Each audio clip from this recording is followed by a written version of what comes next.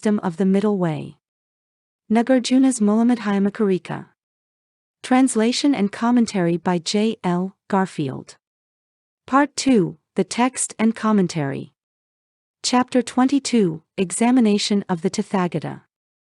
This is the first of the final set of chapters in the text, all of which deal directly with topics concerning the ultimate truth and its relation to the conventional. The doctrine of the two truths, central to all Mahayana Buddhist philosophy, is most explicitly enunciated in Chapter 24. But it is present as a pervasive theme in the text. There is a conventional world of dependently arisen objects with properties, of selves and their properties and relations. And in that world there is conventional truth: snow is white. Grass is green. Individual humans are distinct from one another and from their material possessions. But there is also an ultimate truth about this world: it is empty of inherent existence. None of these objects or persons exists from its own side, independently of convention. From the ultimate point of view, there are no individual objects or relations between them. Just how these two truths are connected, and how we are to understand them simultaneously, is the central problem of Madhyamika epistemology and metaphysics, and from the standpoint of Madhyamika, a satisfactory solution is essential for Buddhist soteriological practice and ethics as well. But discourse about the ultimate is perilous in a number of ways. First, and most obviously, there is the ever-present danger of talking sheer nonsense. For the ultimate truth is, in some sense, ineffable in that all words and their reference are by definition conventional. The dualities generated by the use of terms that denote individuals or classes as distinct from others or from their complements are unavoidable in discourse and non-existent in the ultimate. So one must be very careful to kick away all ladders promptly. At the same time, there are things that one can say without lapsing into nonsense, by way of ostension, even from the bottom rungs. But the other grave danger is this: by distinguishing the conventional from the ultimate, it is tempting to disparage the former in contrast to the latter, developing a sort of theory of one truth and one falsehood. This is done if one reifies the entities associated with the ultimate, such as emptiness or impermanence, or the Four Noble Truths, or the Buddha.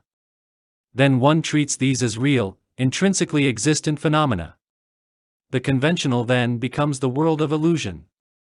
It is to combat this tendency to treat the conventional world as illusory through treating such apparently transcendent entities as inherently existent that Nagarjuna develops these final chapters. Perhaps the most obvious candidate for reification in a Buddhist context is the Buddha himself, and that is where Nagarjuna begins. 1. Neither the aggregates, nor different from the aggregates are not in him, nor is he in the aggregates. The Tathagata does not possess the aggregates. What is the Tathagata? This form of analytic demonstration of the non-existence of the self through an analysis of its possible relationship to the aggregates, often referred to as the fivefold analysis, is developed with great elegance by Candrakirti in Madhyamika. Nagarjuna proposes four of five possible relations the self bears to the aggregates in this first verse, and the fifth is considered in the next two verses. Here the self in question is the Buddha's self, but the analysis is perfectly general as a refutation of any assertion of an inherently existent personal self. That self cannot be the aggregates for two reasons. First, the self posited is meant to be unitary, and the aggregates are plural. Second, the aggregates are constantly undergoing change, while the self that is posited is meant to endure as a single entity. But the self can't be different from the aggregates either. For anything that happens to the aggregates happens to the self, and vice versa. If I hurt my body, I hurt myself. If you lose your vision, you become blind. And in the present case, Buddhahood is presumably attained by a purification of the aggregates through practice. If the aggregates were entirely different from the self, it is not clear how purifying them would lead the practitioner to Buddhahood. The self cannot stand outside the aggregates as a basis for them, for if we strip away all of the aggregates, there is nothing left as an independent support. But nor is the self somehow contained in the aggregates as a hidden core, and for the same reason. When we strip away all of the aggregates in thought, nothing remains of the self. 2. If the Buddha depended on the aggregates. He would not exist through an essence. Not existing through an essence. How could he exist through otherness essence? The fifth possibility is that the self, in this case the Buddha's self, is distinct from but dependent upon the aggregates. But from the standpoint of positing an inherently existent Buddha, this is unsatisfactory. For if the Buddha were dependent, he would lack an essence and would be empty. And the situation can't be saved by suggesting that he has an essence through a relation to another, since that presupposes essential difference, which presupposes that both the Buddha and the aggregates on which he is supposed to depend have individual essences. This is reinforced in the first two lines of the next verse. 3. Whatever is dependent on another entity, its selfhood is not appropriate. It is not tenable that what lacks a self could be a Tathagata. The reifier in the last two lines of this verse and in the next asks how it is possible that a real Buddha could lack a self. What then would be the thing that practiced, that became enlightened and that preached the Dharma? 4. If there is no essence, how could there be otherness essence? Without possessing essence or otherness essence, what is the Tathagata?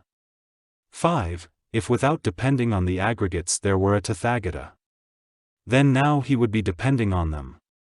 Therefore he would exist through dependence. That is, on the opponent's view, even if the Buddha had no dependence on the aggregates prior to attaining Buddhahood, in order to act as a Buddha, he must depend upon his consciousness, perception, body, and so forth. So if we suppose that the Buddha is now inherently existent and omniscient and compassionate and so forth, we must assume that he exists through dependence on his aggregates in some sense. 6. Inasmuch as there is no Tathagata dependent upon the aggregates, how could something that is not dependent come to be so? We already know that the Buddha as a sentient being in samsara, prior to entering nirvana, could not exist dependent on the aggregates. This is a straightforward consequence of the argument for the non-existence of a self distinct from the aggregates and from the fact that in order to depend upon the aggregates, the self would need to be distinct from them. And so, Nagarjuna points out, it would be odd to think that an entity not dependent upon the aggregates in samsara would come to be so upon entering nirvana. It would, of course, be particularly odd for someone defending the target of this critique. Anyone holding such a position would hardly be expected to ascribe to the Buddha a more dependent status in nirvana than in samsara. 7. There is no appropriation. There is no appropriator. Without appropriation, how can there be a Tathagata? The appropriation here is the appropriation of aggregates as one's own. Without it, there can be no sense of individual identity. Since the opponent,